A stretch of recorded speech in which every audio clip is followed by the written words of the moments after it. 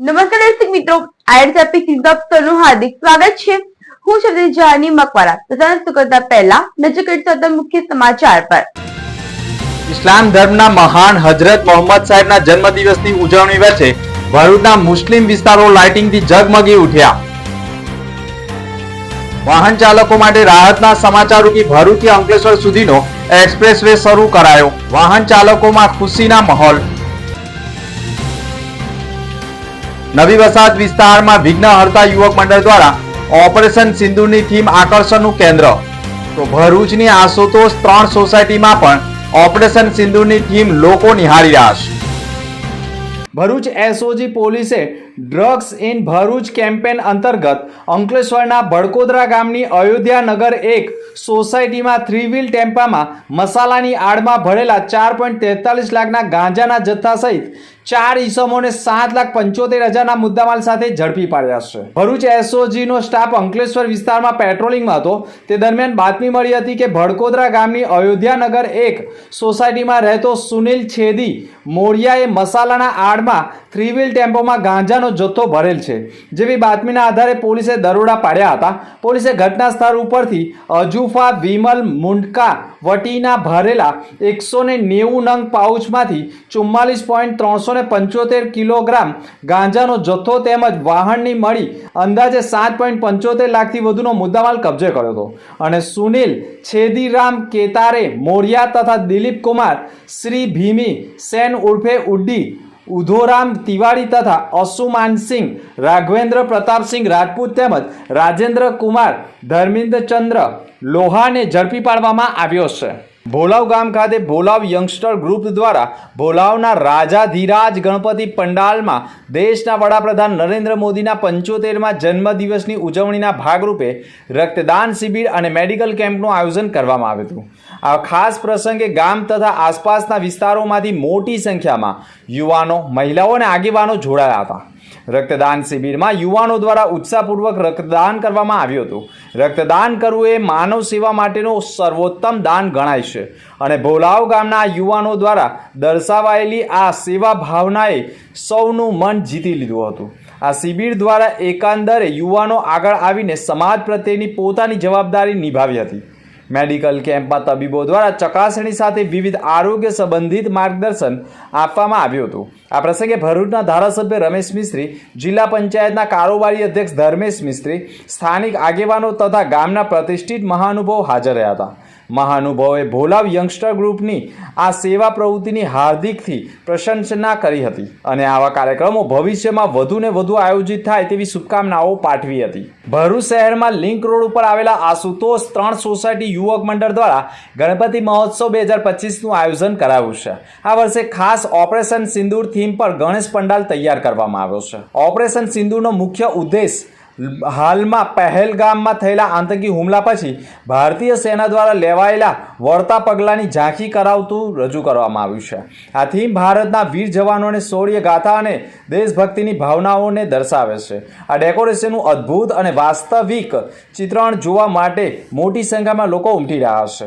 આ પંડાલમાં પહેલગામમાં થયેલા આતંકી હુમલા પછી ભારતીય સેના દ્વારા લેવાયેલા વળતા પગલાંની ઝાંખી સહિત ભારત દેશની સેના શક્તિ અને મિસાઇલો થકી પડોશી મુલ્ક પાકિસ્તાની આંકાઓના વિવિધ આતંકી ઠેકાણાઓનો નાશ કરવામાં આવ્યો હતો તે અંગેની જાણકારી તેમજ ભારતીય સૈનિકોએ દર્શાવેલા અદમ્ય સાહસ અને શૌર્યને બિરદાવી રહ્યા છે। અને આ તકે આશુતોષ 3 યુવક મિત્ર મંડળ દ્વારા રજૂ કરવામાં આવેલી ઓપરેશન સિંદૂરની થીમ જોવા માટે લોકો મોડી રાત સુધી ઉમટી રહ્યા છે। જય ગણેશ। ધર્મેન્દ્ર ઇન્દ્રવદનભાઈ ઓઝા, આશુતોષ 3નો રહેવાસી। આશુતોષ 3 ગણેશ યુવક મંડળ દ્વારા આ વર્ષે ઓપરેશન સિંદૂર પર થીમ બનાવવામાં આવેલી છે, પંડાલમાં બનાવવામાં આવ્યો છે, જેની અંદર આપણા વીર જવાનોએ જે સફળતાપૂર્વક ઓપરેશન સિંદૂર કરેલું છે, પહેલગામ હુમલા પછી ભારતીય જવાનોએ વાયુસેનાએ જે હુમલો કર્યો છે પાકિસ્તાનના બહાવલપુરમાં એને બતાવતી થીમ રજૂ કરે છે અને જવાનોના સાહસને બિરદાવ્યું છે। જોડે જોડે સ્વદેશી વસ્તુ અપનાવો, માનનીય વડાપ્રધાનશ્રીના લોકલ ફોર વોકલને થીમને અનુસરીને અમોએ અમારા પંડાલની અંદર લોકલ ફોર વોકલ માટેના બેનર્સ લગાવવામાં આવ્યા છે, જેથી કરીને સ્વદેશી વસ્તુઓનો વેચાણ વધે અને દેશ આર્થિક રીતે સમૃદ્ધ બને. અમે એ અંગેના પેમ્પલેટ પણ વેચીએ છીએ. તમામને અરજ છે કે સ્વદેશી વસ્તુ વાપરો અને દેશને મજબૂત બનાવો. 8 લેન દિલ્હી મુંબઈ એક્સપ્રેસ વેની રોડ ચાલી રહ્યો છે. કામમાં પણ પ્રગતિ કરી રહી છે. ત્યારે આ પ્રોજેક્ટના 1380 કિમીમાંથી 413 કિમીનો ભાગ ગુજરાતમાં છે, જેમાં ભરૂચમાં પેકેજ 4 હેઠળ 13 કિમીના હિસ્સામાં અંકલેશ્વરના પુનગામ નજીક ખેડૂતોના પ્રશ્નોના કારણે એક્સપ્રેસ હાઈવેની કામગીરી અટકી પડી હતી. જોકે સમયાંતરે આ કામગીરી પૂર્ણ કરવામાં આવી રહી છે. ત્યારે હવે ભરૂચ અંકલેશ્વર વચ્ચે એક્સપ્રેસ હાઈવેનો પ્રોશન બિન સત્તાવાર રીતે શરૂ કરવામાં આવ્યો છે.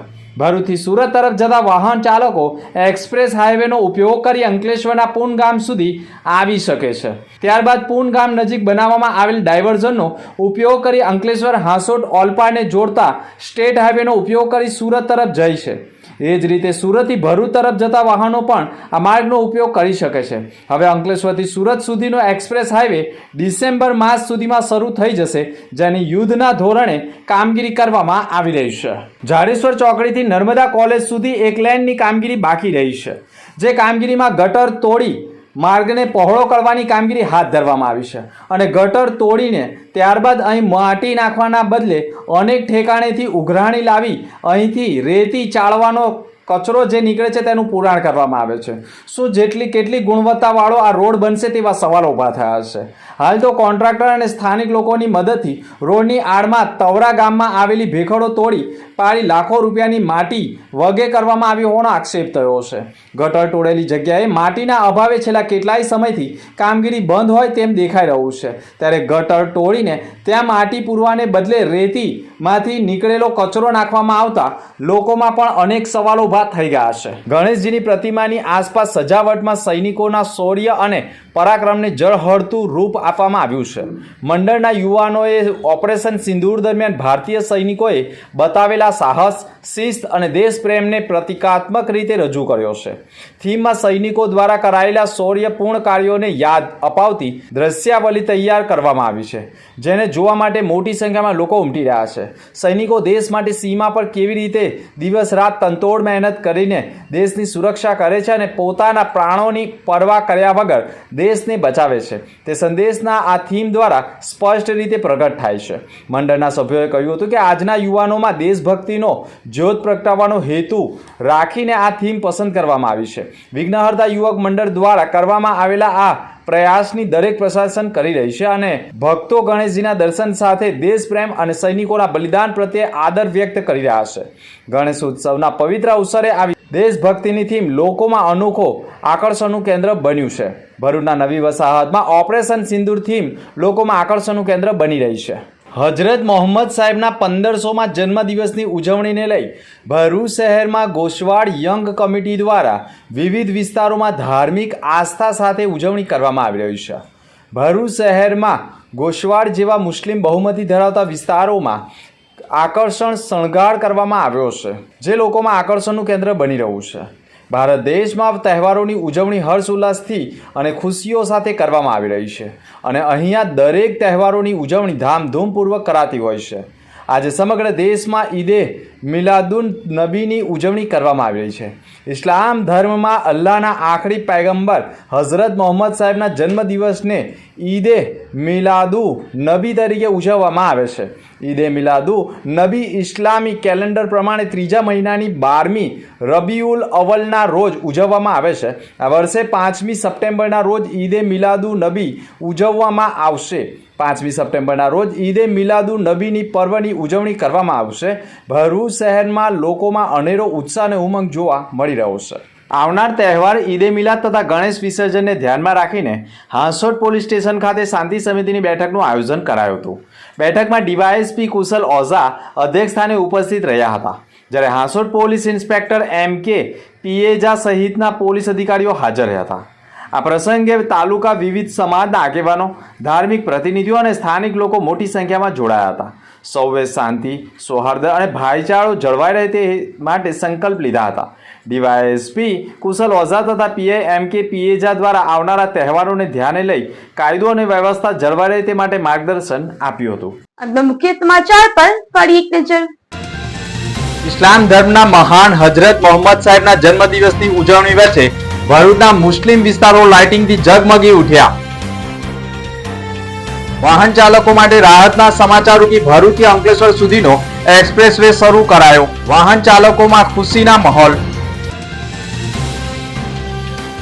નવી વસાહત વિસ્તારમાં વિઘ્ન હર્તા યુવક મંડળ દ્વારા ઓપરેશન સિંદૂરની થીમ આકર્ષણનું કેન્દ્ર.